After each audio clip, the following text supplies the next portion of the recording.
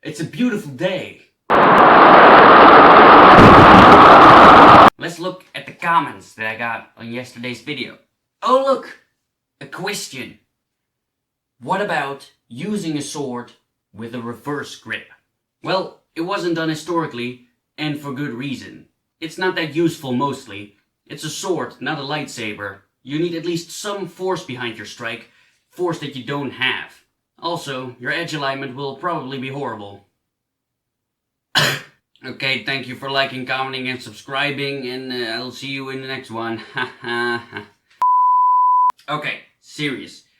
Me and the reverse sword grip go way back. Like, way back, a long way back, because this is a thing that I've always, as a kid, and actually still kinda, found very cool to a fanboyish level. For no particular reason. I can't really explain why, but I just think it looks badass. Alright, and like when I was a teeny tiny little kid, I went to my first LARP event, right, and I had like a falchion type sword that was excruciatingly big, and I always held it like that, with the point down, because the LARP that I went to, like, your head wasn't a location, they didn't allow headshots. So I would hold my sword with the point down, and I just had to do this, because the sword was basically as large as my entire upper body, like, all the way down to the ground. So, that's the thing, and I was also very small, like, I was a very small kid. Anyway, I held it with the point down, and I only had to do this, and I would protect my entire body, and do, like, swoop, strike like that. And it was badass, because, you know, in movies they did that, and I played like a freaking Prince of Persia game, and he did that, he was badass, and I wanted to be badass. So I did that too, and he had like a freaking hot magical girlfriend, and I wanted a hot magical girlfriend, so I did that shit. I still actually want a hot magical girlfriend. Well, the hotness is optional, but definitely magical. Like, I make an effort to only date people with magic powers.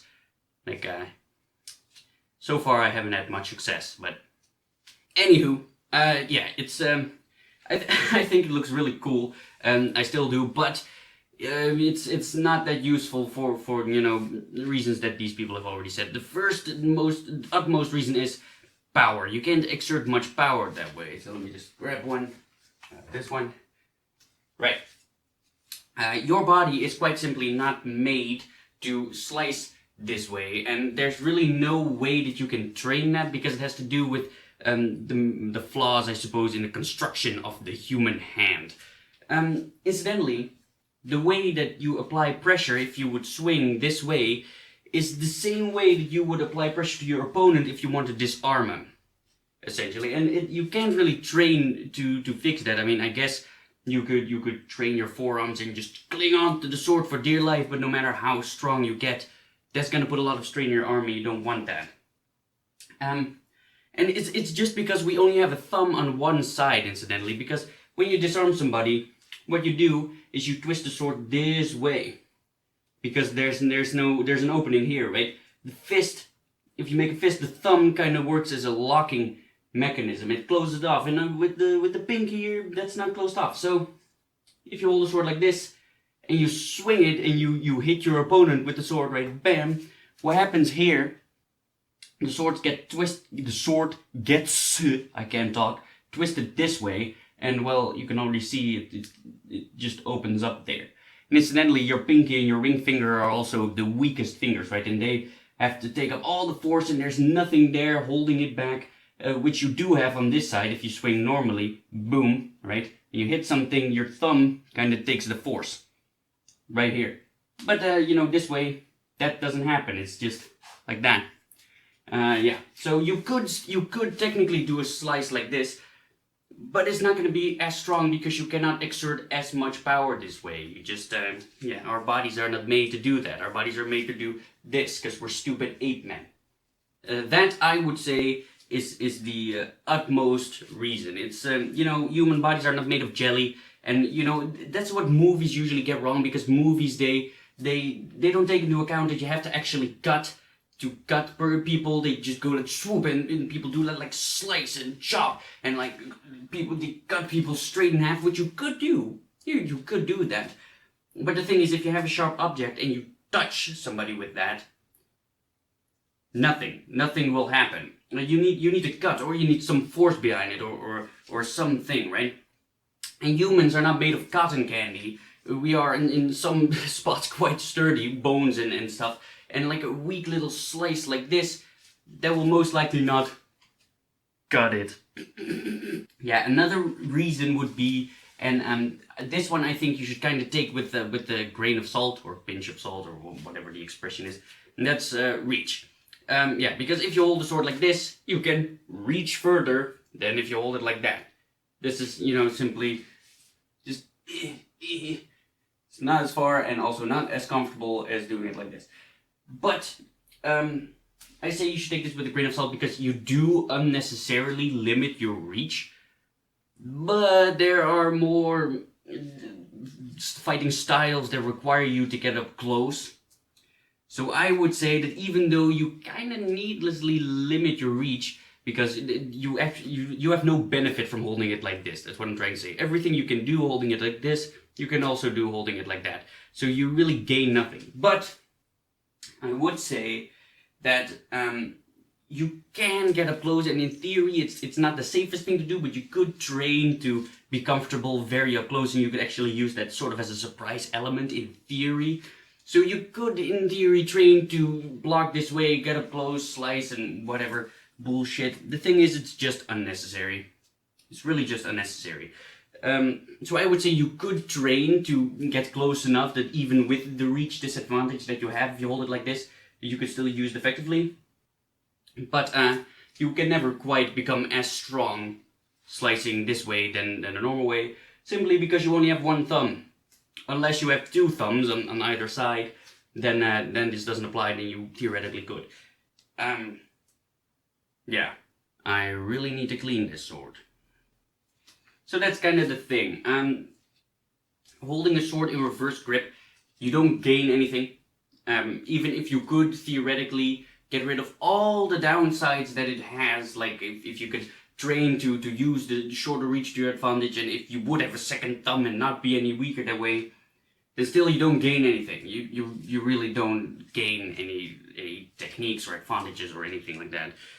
So it's fairly useless. And also, like, the situation, you could say that if the situation portrays itself that you hold it like this, then you could fight that way. But again, when does that happen? When do you accidentally draw a sword out this way? Or like when you reach for a sword that's on the ground and grab it and it just happens to be this way. Like, swinging it around is not that hard. So just do that. You know, you don't have to be an expert. You don't really have to train to swing your sword around a little bit and flip it like that. So, yeah. I just really don't see it happening. So, case in point. Holding sword in reverse grip. Looks really cool. Movies should do it because then I have something to rant about. In real life, you really shouldn't do it. In LARP, you could do it where force that you swing with doesn't really matter. Otherwise, don't, because you really don't benefit. It doesn't make blocking easier either, because that's what people think. Like, this way it might be easier to use it similar to a shield. But if you hold it like this, you can still use the point downwards and block this way. There's plenty of blocks you can do, and you can keep your distance, which is safer as well because you have more reach. Yeah, all kinds of things. It's just a big pile of not necessary. That's essentially what it is. Now, is there anything else I want to say? Because usually, right after I'm done filming and I started the editing process, I think of 7 other things that I actually wanted to say, but I didn't. Let me think about it. Oh, I thought about something. Actually, holding it downwards like that is a huge disadvantage when stabbing. I also didn't mention that edge alignment is more difficult, but the comment mentioned that, and I would also argue that you can also train to get the edge alignment right, even if you swing it this way. But regardless of that, what I want to say is stabbing is it's very useful to have a lot of reach when stabbing. And the thing with stabbing is it's easy that your sword is in line with your arm, right? That you stab straight forward. You can stab at a slight angle, but that's already quite more difficult, like to pull off in an actual fight, I mean. So usually the best thrusts are just a straightforward jab like that. And like this you can't really thrust, because this way you'll get an awkward downwards scooping motion, kind of. It's very difficult to get the blade to go in straight this way. Again, I know now that there's a bunch of people using their makeshift swords on water jugs going like, I can do it fine. Scoop. Yeah, but in a fight, that's more difficult to do, right?